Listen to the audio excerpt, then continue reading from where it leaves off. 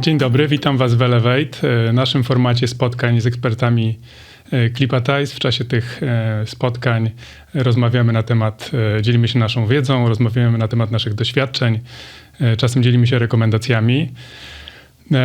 Zapraszam Was na nasz kanał YouTube, gdzie możecie zasubskrybować nasze treści, zostawić kciuk w górę dla zasięgów. A dzisiaj mam wielką przyjemność spotkać się z Aleksandrą Tatarczuk. Aleksandra jest strategiem komunikacji i marketingu i będziemy dzisiaj rozmawiać o rebrandingu.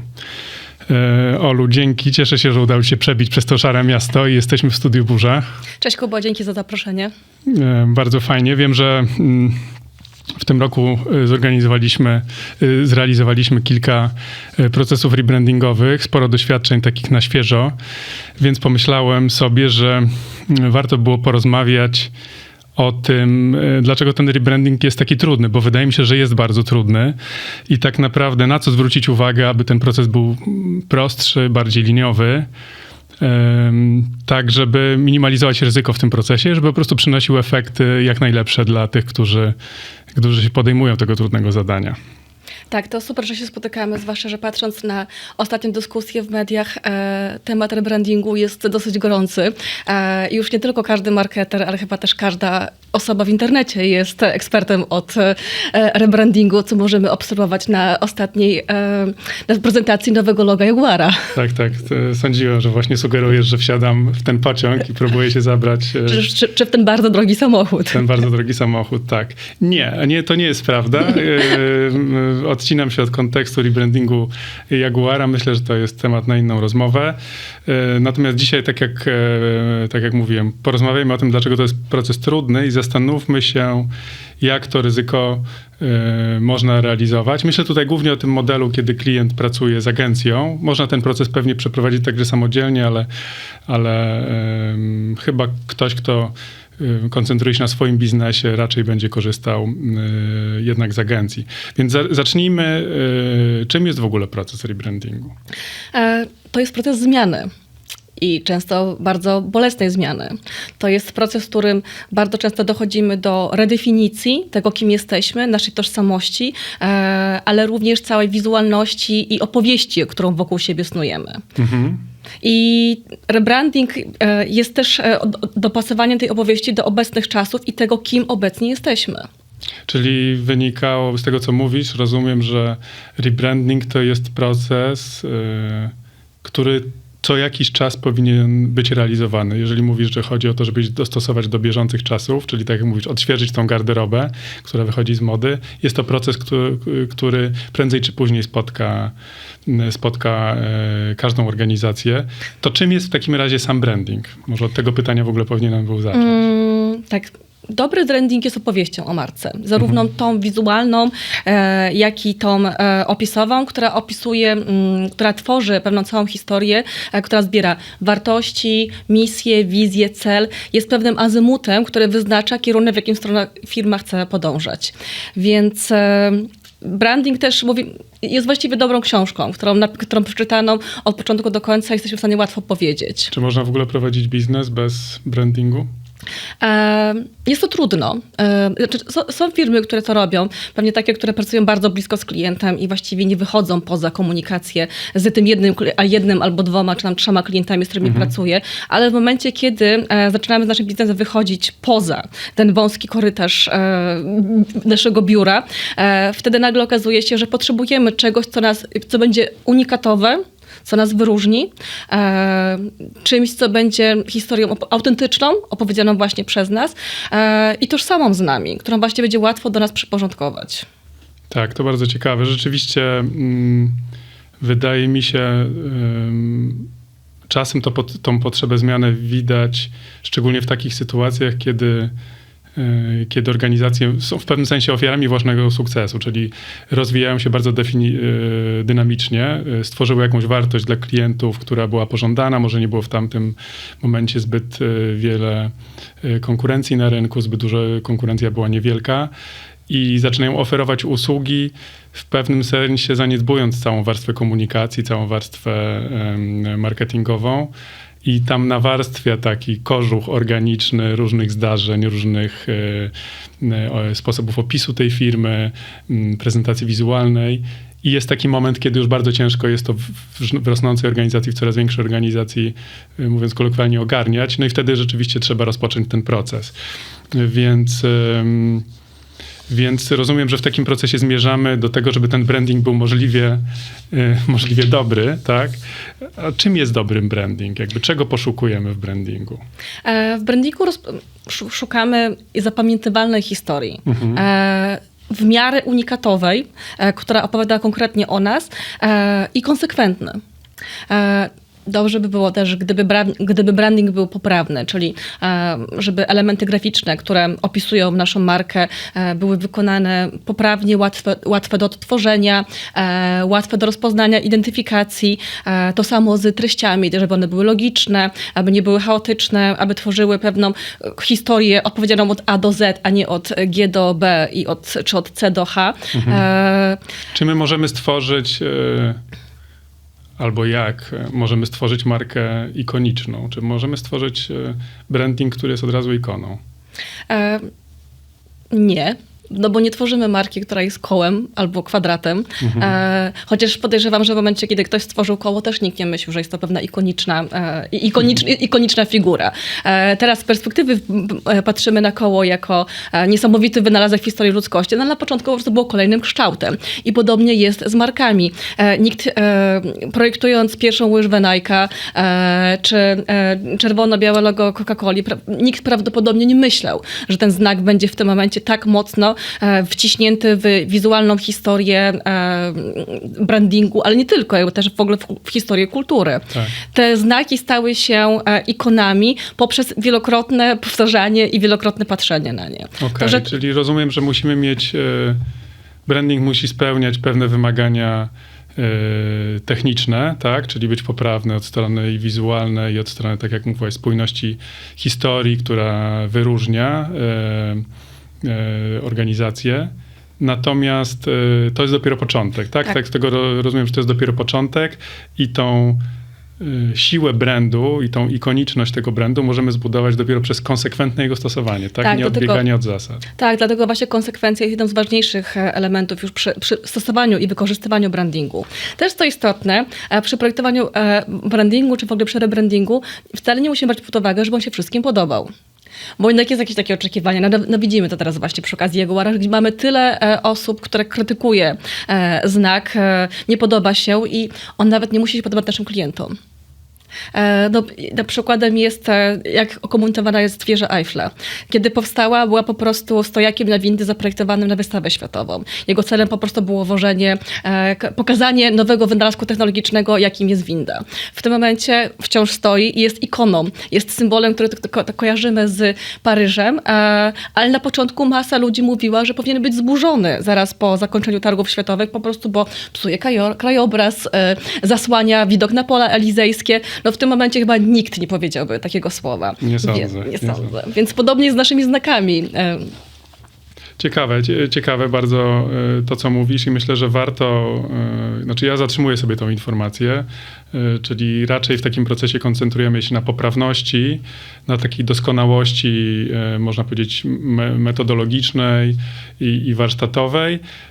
Natomiast reszta jest w rękach brand managera albo communication managera, który wdraża tą komunikację i dba o to, żeby ona była spójna i nawiązywała do tych zasad, które sobie wypracujemy. Więc jakby teraz chciałbym tak płynnie przejść do tego, co może stanowić przeszkodę w osiągnięciu tego celu, którym jest nowy branding. Czyli tak naprawdę chciałbym, żebyśmy postarali sobie skatalogować różne typowe zdarzenia, które z doświadczenia dobrze znamy i zastanowić się albo unaocznić je naszym widzom i słuchaczom, tak żeby byli na nie gotowi, dlatego że one prawdopodobnie się będą zdarzały, tylko chodzi o to, żeby się na nie przygotować i wiedzieć, co w takich sytuacjach robić, więc chciałbym je podzielić, jeżeli się zgodzisz, podzielić te zagrożenia, te trudności w procesie rebrandingowym na te wyzwania, które dzieją się zwykle po stronie klienta, jak i te, których prowokatorem może być sama agencja. Zacznijmy od tego, żeby powiedzieć, że proces brandingu jest procesem zmiany. Zmiany nigdy nie są proste. Więc takie zakładanie, że to będzie łatwy i przyjemny proces, jest takim trochę życzeniem, jest takim trochę myśleniem życzeniowym z tego względu, że to jest, bardzo często przy brandingu patrzymy się na ten finalny etap, czyli już widzimy stronę internetową, nowe fotele w firmie, wizytówki, a trochę nie patrzymy się na to, co w tym procesie się wydarzyło. Dlatego zmiana nigdy nie jest łatwa, ona zawsze jest trudna, no bo też ona się wiąże z po prostu jakby ze zmianą tożsamości swojej własnej i z redefinicją. To ciekawe, co mówisz, dlatego że wydaje mi się, że bardzo często klient traktuje ten proces rebrandingu jako taką miłą przerwę w swojej codzienności, gdzie na co dzień zajmuje się biznesem, ma dużo wyzwań związanych z obsługą swoich klientów, kwestiami, wszystkimi biznesowymi, które mogą się pojawić. Natomiast rebranding jest takim miłym momentem, kiedy można się od tego oderwać i wspólnie z agencją tworzyć coś nowego. A ty stawiasz sprawę dosyć ostro. Jest to proces bolesny, który będzie wymagał różnego rodzaju kompromisów. Tak, totalnie. I też on też może być, on jest fascynujący. To jest świetny moment, aby dowiedzieć się czegoś nowego o sobie, aby zweryfikować informacje, jakie mamy, zarówno to, co myślimy o sobie, jak i od strony klientów i naszych pracowników. I to jest w ogóle fantastyczny moment, żeby w ogóle zbudować swoją opowieść na nowo, która będzie bardziej efektywna, lepiej dotrze do naszej grupy odbiorców i będzie lepiej wykonywała swoje zadanie, czyli pomagała sprzedawać nasz biznes. Świetnie. No dobrze, to nie zabrałaś całej przyjemności w takim razie z procesu rebrandingu, ale zacznijmy w takim razie od tych wyzwań po stronie klienta. Jakie wyzwania widzisz w procesie rebrandingu po stronie klienta? To może zacznijmy w sumie od rzeczy, która znamy zawsze, czyli od czasu. Bardzo często czas jest niedoszacowany.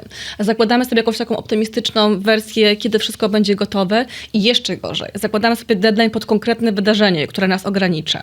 A po drodze wychodzi bardzo dużo zmiennych, chociażby to, że decyzje są podejmowane dłużej niż zakładaliśmy, bo trudniej jest nam dojść do konsensusu, co w konsekwencji bardzo ten proces opóźnia i nie dotrzymujemy tych deadline'ów. I zwłaszcza, kiedy sobie narzucimy na przykład premierę na jakimś evencie albo pewną konkretną datę związaną z jakimś wydarzeniem, na którą nie mamy wpływu, to narzuca bardzo dużą presję i w konsekwencji też wpływa na stres przy całym procesie. Tak. To parafrazując to, co powiedziałaś, rozumiem, że branding jest procesem strategicznym, takim, który ma wpływ prawdopodobnie na najbliższe kilka lat organizacji.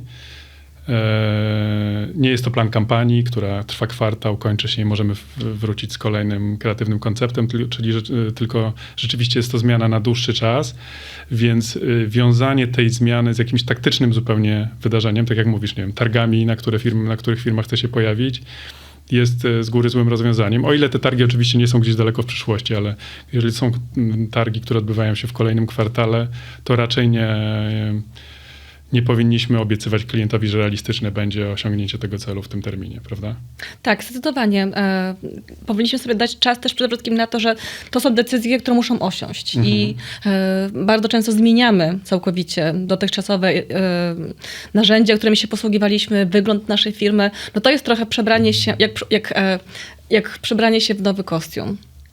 I też możemy patrzeć się w lustrze i po prostu nie widzieć tego. Jest to kostium szyty na miarę, tak? I jest to kostium szyty na miarę, ale mimo wszystko krawiec potrzebuje tego czasu, żeby go do nas dopasować, a my też musimy mieć czas, żeby to się przyzwyczaić do czegoś zupełnie innego, niż nosiliśmy wcześniej. Okej, dobrze, czyli presja czasu. Jakie jeszcze inne widzisz zagrożenia?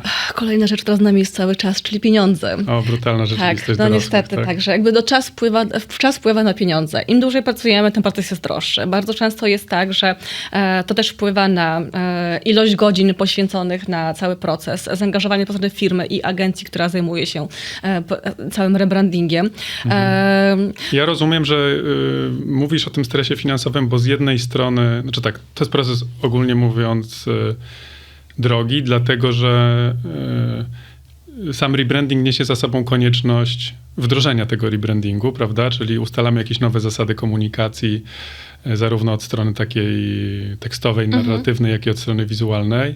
I w związku z tym musimy zmienić bardzo wiele rzeczy w firmie. To, jak wyglądają samochody, którym poruszają się sprzedawcy, jak wygląda nasza strona internetowa, jak wygląda nasza recepcja, no milion różnych obszarów, więc ten proces sam w sobie jest drogi. Przez to, jak jest, na ile przez to, na jakie obszary rzeczywiście wpływa. I rozumiem też, że przez to, że jest to proces bolesnej jednak zmiany takiej tożsamości, on nie zawsze jest bardzo liniowy, tak? Czyli... Nie jest tak, że chyba dobrym porównaniem rebrandingu jest remont. To nie jest tak, że nie możemy założyć budżetu na niego i że to jest jakiś worek bez dna. Oczywiście on może być takim procesem, który po prostu trwa wiecznie, a my cały czas dosypujemy pieniądze, ale możemy sobie narzucić ramy. Ale przeważnie te ramy nie są tak sztywne, tak jak zakładaliśmy na samym początku i musimy założyć, że to będzie trwało 30-50% więcej czasu niż założyliśmy, podobnie z budżetem. Rozumiem. Czyli to jest dobra rada dla menadżera tego projektu, żeby wziąć pod uwagę i zaoszczędzić sobie jakieś dodatkowe środki, które pozwolą później przejść przez ten proces w przypadku konieczności iteracji, tak, kiedy musimy jednak iterować, a nie jedziemy liniowo cały czas do przodu, dadzą mu większy komfort, a nie będzie to od razu poczucie tego, że się wyskoczyło z budżetu czy z harmonogramu. Jakie jeszcze inne widzisz? I to jest też właśnie dobra z kolei właśnie porada, dlaczego warto zrobić ten proces z kimś doświadczonym. Bo przeważnie, kiedy robimy rebranding dla siebie, robimy go po raz pierwszy i nie wiemy o masie rzeczy, które się wydarzą. A jednak oddanie tego procesu osobie, czy zespołowi, który ma już to doświadczenie, on jakby też w stanie jest nam oszczędzić dużo więcej kosztów. To tak samo trochę jak wzięcie sobie architekta, czy takiegoś projektanta na budowie, który po prostu już ten proces zna. No i podobną rolę właśnie będzie pełniła agencja, która jest w stanie przewidzieć pewne koszty, pewne procesy, których nie założyliśmy. Czyli zaplanować to po prostu w formie projektu. Tak, dużo efektywniej. Jakie jeszcze są przyczyny potencjalnych w takim projekcie? No to, że pracujemy z ludźmi, więc teraz możemy przejść do trzeciego czynnika, jaki jest czynnik ludzki, czyli właśnie ludzie. I tutaj mamy kilka problemów. Chociażby to, że ponieważ to są procesy długie, to często zmienia się nam zespół. I w pewnym momencie musimy tłumaczyć po raz kolejny rzeczy, które już decyzje, które zostały podjęte na przykład kilka tygodni czy kilka miesięcy temu z tego względu, że zmieniają się nam koordynatorzy czy opiekunowie zadania. Albo to, że że pomimo tego, że zespół projektowy został ustalony w firmie, to i tak decydujące słowo ma prezes albo matka prezesa, czy tak, że mamy cały jakby przegląd i opinię i ocenę zadań przez osoby postronne, których pierwotnie nie było planowanych w procesie decyzyjnym, co to wszystko nam wydłuża i niekoniecznie wpływa pozytywnie na ten proces, bo tutaj trochę się poruszamy. Jesteśmy ludźmi, więc jakby podejmujemy decyzje w oparciu o nasze emocje, o nasze doświadczenia, które są bardzo subiektywne. Tak. Ja rozumiem, że można zinterpretować to, co powiedziałaś w ten sposób, że oczywiście możemy mieć w procesie większe grono osób, które w jakiś sposób może nas zasilić informacją o firmie albo jakąś opinią, natomiast posiadanie zbyt wielu decydentów, a szczególnie takich decydentów rotujących, może być dużym zagrożeniem, dlatego że praca nad brandingiem jest pracą, w której budujemy na jakichś insightach, na jakichś danych i jest tak naprawdę to proces, czyli ten finalny efekt oczywiście jest istotny, tak, bo może być atrakcyjny, ekscytujący, podobać się i tak dalej niektórym, natomiast dla zachowania obiektywizmu i takiej strategicznej poprawności jest istotny także sposób dotarcia, więc jeżeli wymieniamy te elementy, te osoby, które decydują w procesie i one nie mają znajomości tej ścieżki, którą próbujemy przejść wspólnie, to może to wpłynąć na to, że zaburzamy cały efekt, tak? I szczególnie rozumiem, że tutaj zwracasz na tego w cudzysłowie prezesa, który jest z jednej strony zajęty i nie uczestniczy w spotkaniach, a z drugiej strony ma mocne zdanie, którym odciska ogromne piętno na tym, co próbujemy wypracować. Tak, i osoby, które nie brały udziału w procesie, ale podejmują decyzje na jego temat, potrafią przewrócić całą pracę dotychczasowego zespołu, co w konsekwencji wpływa na czas i na pieniądze, Tak. które trzeba poświęcić, aby ten proces powtórzyć. Rozumiem, że tutaj też poruszasz takiego ciekawego zagadnienia i zawsze się zastanawiam, jak do tego podchodzić, a mianowicie takiej pokusie, której niektórzy ulegają, kierowania się gustem, czyli jakiejś takiej subiektywizacji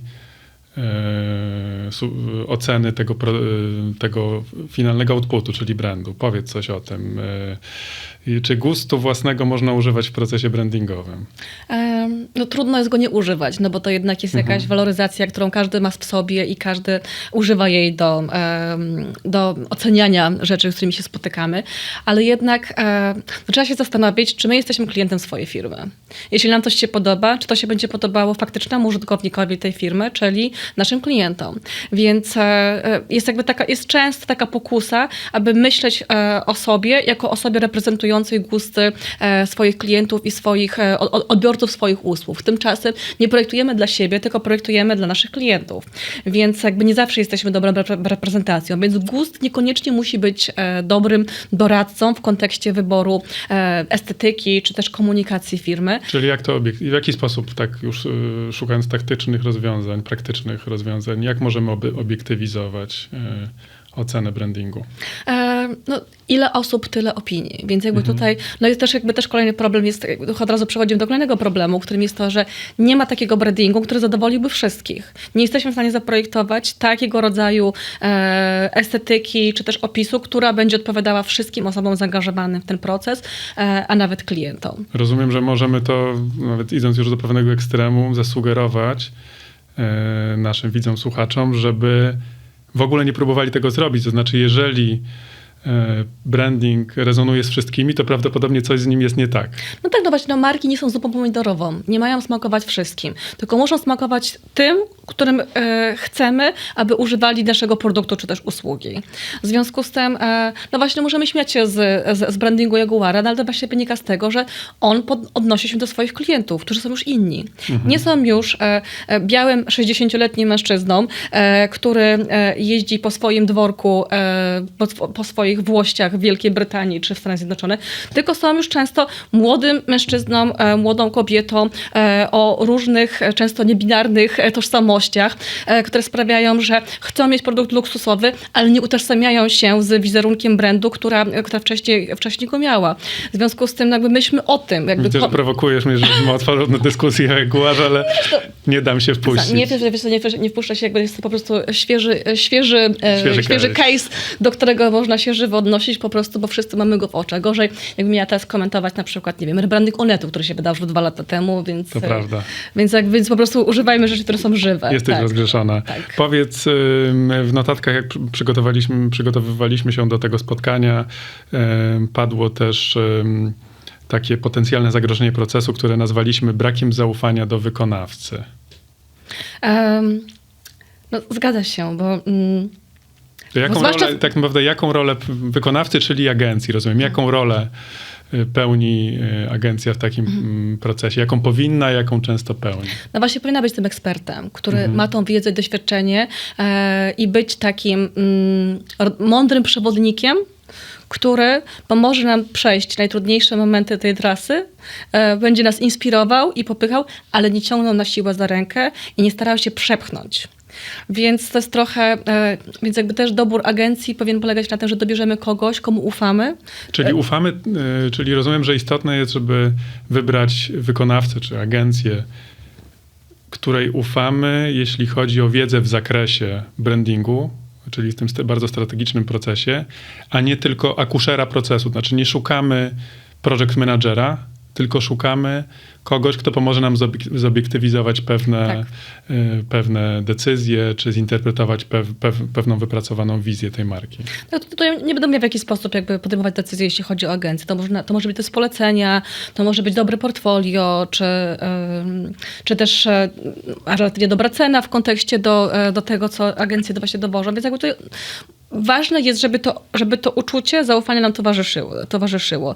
Możemy pozyskać je na różne sposoby, ale jednak to jest osoba, czy też zespół, który będzie nas przez kilka miesięcy, no bo jakby tutaj mówimy o kilku miesiącach, czasami nawet o roku, więc jakby tutaj, żeby naszym widzom właściwie Prostujesz oczekiwania. Prostuję oczekiwania. Nie mówimy tutaj o kilku tygodniach pracy, tylko to są właśnie miesiące, czasami nawet lata, jeśli jakby to jest bardziej skomplikowany proces, albo kiedy nagle dokonujemy pivotu w pewnym momencie, więc więc spędzimy ze sobą kilka miesięcy, więc wybierzmy kogoś, komu ufamy i nawet jeśli go najbardziej nie lubimy, to chociaż po prostu miejmy do niego zaufanie. Tak, pamiętam, że w czasie jednej z naszych rozmów użyłaś analogii do lekarza, to znaczy nie idziemy do lekarza po to, żeby wspólnie się naradzić, jaki wybierzemy sposób terapii, tylko jednak jeżeli temu lekarzowi ufamy, to realizujemy tą receptę, którą nam wypisał, tak? A nie chowamy jej do szuflady. Tak, zgadza się, ale też jakby to, że jeśli czujemy, że dana terapia nam nie pasuje, no to może nie szukamy od razu w internecie leków, ale jakby też jesteśmy gotowi ewentualnie wejść w rozmowę, że poszukać czegoś innego, no bo jednak ekspert ekspertem, ale projektujemy branding dla siebie. To prawda. Okej, no dobrze, to pooczernialiśmy w pewnym sensie trochę klienta w tym procesie, szukając obszarów, kiedy on może mieć negatywny wpływ na ten proces, a jakie mogą być grzechy po stronie agencji w takim procesie? No tego też jest pełno tutaj, ile agencji tyle można grzechów wymienić, czyli miliony. Ale chyba myślę, że że są dwa największe błędy popełnione przez agencję i pierwszym z nich jest niewłaściwa komunikacja w procesie i niewchodzenie w buty klienta, brak próby zrozumienia go, a drugi to zbytnie skupienie się na poprawności procesów i zbytnie trzymanie się listy od odhaczania kolejnych kamieni milowych, zamiast spojrzeć na to, co się dzieje w procesie, czyli de facto to są łączące się elementy, czyli empatia plus dopasowywanie procesu do tempa wszystkich uczestników tego procesu oraz jego potrzeb. Rozumiem, czyli rozumienie samego biznesu klienta, tak, że można było proponować relevantne rozwiązania. Rozumienie też tego, w jakim płaszczu on będzie się dobrze czuł w przyszłości, tak, jeżeli użyjemy tej analogii ze zmianą garderoby, ale także wyjaśnianie, dokąd idziemy, tak, żeby było czytelne, jakie są oczekiwania w stosunku do teamu.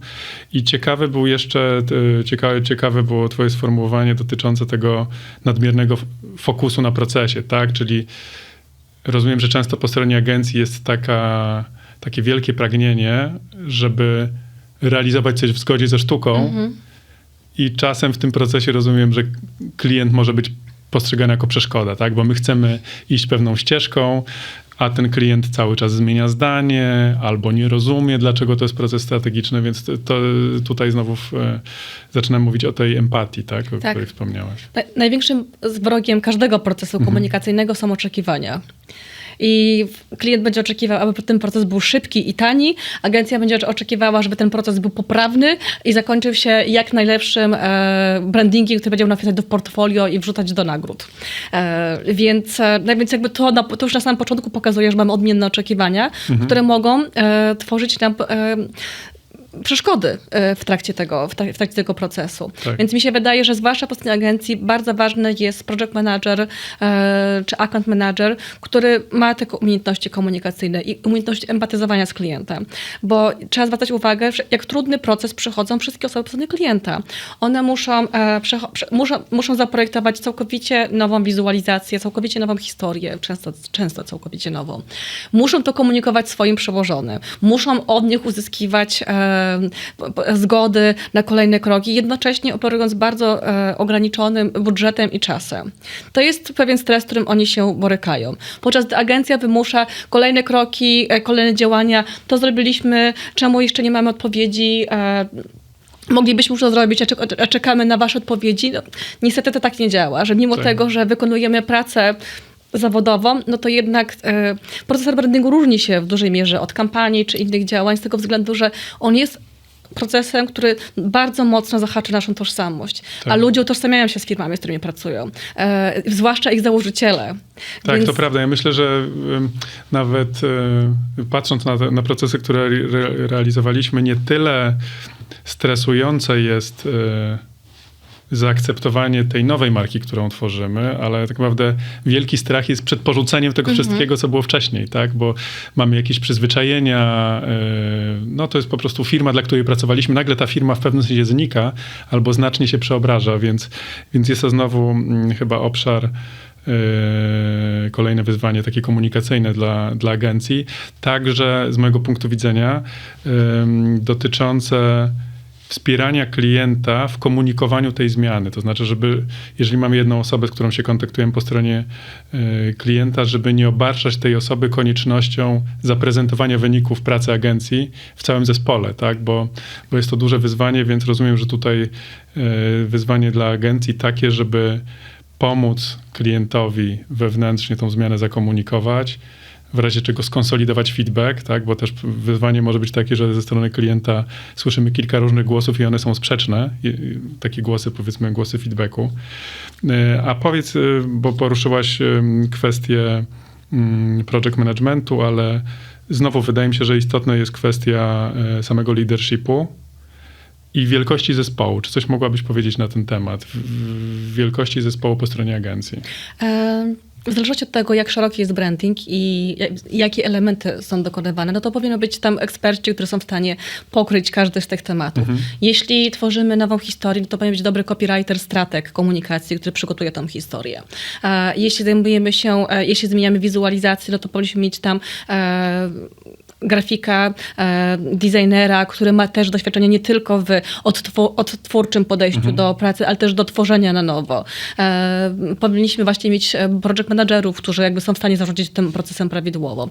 Więc założyłabym, że to jest minimum zespół około 4-5 osób po stronie agencji. Czasami więcej, na przykład jeśli przychodzi na przykład projektowanie może nawet jakichś usług cyfrowych, typu strony internetowe, więc jakby też dodanie do zespołu osób, które potrafią projektować ścieżkę użytkownika na różnych narzędziach i punktach styku, więc no jakby ten zespół powinien być złożony z niezbędnych ekspertów, ale jednak powinien być tam lider, który całością zarządza i prowadzi ten proces. Czyli od strony merytorycznej istotne jest, żeby po stronie agencji był nie tylko project manager, ale także strateg, który kontroluje bo tak naprawdę mówimy tutaj o różnych obszarach wdrażania tego brandingu, tak? Mówiłaś o, nie wiem, materiałach social mediowych, stronie internetowej. Te wszystkie elementy w pewnym sensie się w tym procesie rebrandingu wypracowuje, przynajmniej jakieś zasady.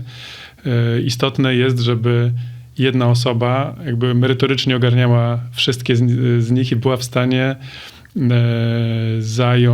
mieć jakąś bardzo jasną opinię na ten temat, bo ja zadałem to pytanie trochę z tezą, bo miałem takie wrażenie w kilku procesach rebrandingowych, że w momencie, kiedy ten zespół jest zbyt duży i rzeczywiście od strony takiej egzekucji na przykład właśnie wizualnej mamy zbyt wielu ekspertów, którzy pracują nad materiałami brandingowymi do różnych kanałów, to wtedy też powstaje chaos, tak? Dlatego, że wtedy każdy z nich tworzy swój mały branding, mało jest komunikacji wewnętrznej, więc z mojej perspektywy oczywiście kompetencyjnie tak, mamy stratega, copywritera, zresztą często te osoby, te kompetencje są w ramach jednej osoby, bo myślenie strategiczne to jednak myślenie narracjami, ale wypracowanie zasad graficznych powinno być w ręku niezbyt wielu osób, bo ja czuję, że na tym pierwszym etapie, jeżeli ten zespół jest zbyt duży, no to znowu jakoś tam się subiektywizacje pojawiają i wypracowujemy coś, co jest pewnie warsztatowo nie najlepsze. Zastanawiam się w takim razie, bo listę wyczerpałem, zastanawiam się, czy podsumowując czy jest według ciebie szansa na to, żeby branding był procesem linearnym i ile czasu potrzeba, żeby przez niego przejść? No, chciałabym powiedzieć, że tak, ale doświadczenie pokazuje mi, że jest to często bardziej proces podobny do koła i zdarza się w nim, że nie idziemy od punktu A do punktu B, tylko czasami jest tak, że przejdziemy parę kroków, potem wrócimy się znowu do punktu poprzedniego i jest to raczej koło i to z takimi jeszcze kilkoma małymi kółkami, które musimy pokonywać w trakcie. Ale nie uważam, że to jest złe, bo nie jesteśmy jakby cały czas ludźmi, którzy pracują przy tym procesie, więc jakby też zakładam, że jakby oni mogą zmienić zdanie, albo też czasami jest tak, że w pewnym momencie jakby okazuje się, że powstaje jakby nowa potrzeba. Przecież mieliśmy już takie sytuacje, że i klienci łączyli się w nowe firmy w trakcie rebrandingu, czy też nagle dochodziły nowe usługi w ramach rebrandingu, więc jakby to też co wymuszało pewne taktyczne decyzje dotyczące kierunków i działań, które robimy, więc jakby, że chyba myślę, że ważne jest takie nastawienie w tym procesie, żeby właśnie założyć, czy to jest proces, który będzie trwał kilka miesięcy, bo powiedziałabym, że chyba minimum to jest 5-6 miesięcy na taki prawidłowo, już z egzekucją, prawidłowo przeprowadzony proces rebrandingu, ale też nie mieć do siebie pretensji, jeśli on trwa dłużej. Rozumiem. Dobrze, ale dając trochę nadziei widzom, zakładam, że jednak cel jest taki bardzo utylitarny, konkretny i biznesowy w procesie rebrandingu i że jest taki moment, kiedy trzeba po prostu podjąć decyzję i wdrożyć ten branding. Tak? Tak, brandy powstają w pewnym konkretnym czasie na pewne konkretne potrzeby. Tak jak właśnie wspominałeś, często są takimi właśnie, ponoszą konsekwencje swojego własnego sukcesu, kiedy powstawały dosyć szybko, ad hocowo były projektowane materiały, które po prostu, żeby tylko zapewnić te podstawowe potrzeby, potem firma się rozwijała i nagle okazuje się, że te ubranie, które zaprojektowaliśmy sobie parę lat temu, jest dla nas za ciasne. I nie powinniśmy używać czegoś, co do nas nie pasuje, co nie opowiada naszej historii, tylko dlatego, że kiedyś powstało. Branding powinien opowiadać tą historię na temat firmy, jaką jesteśmy teraz. I właśnie on temu służy. I to jest w ogóle wspaniały proces, do którego możemy zaangażować naszych klientów, naszych pracowników. To jest okazja, żeby poznać się lepiej, żeby usłyszeć często super informacje o sobie, o swoich produktach, prosić o testimoniale, słuchać opinii z innych osób. I to jest wspaniały, to jest bardzo budujący moment dla całej organizacji. Bo wszyscy możemy mieć tą małą cegiełkę, która dokłada do budowy czegoś większego, czym jest brand. Wspaniale, Olu. Zachowuję tą energię na ten grudniowy, szary dzień i dziękuję bardzo za spotkanie. Dziękuję.